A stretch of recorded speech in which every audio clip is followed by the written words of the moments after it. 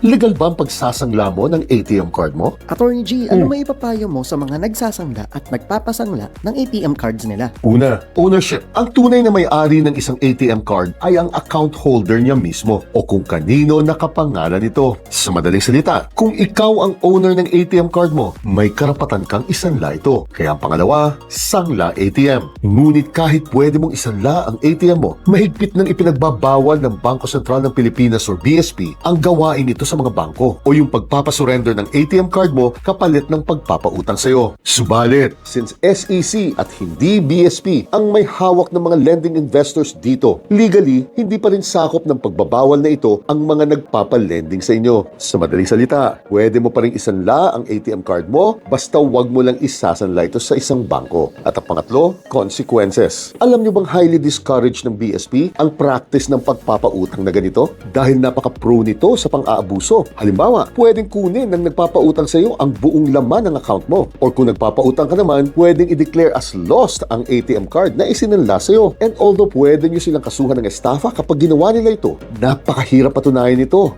dahil kinakailangan mong patunayan na sa simula pa lang may masamang balak na silang manloko sa iyo. Kaya ang payo ko, iwasan yung umutang sa sistema ganito. Chinel.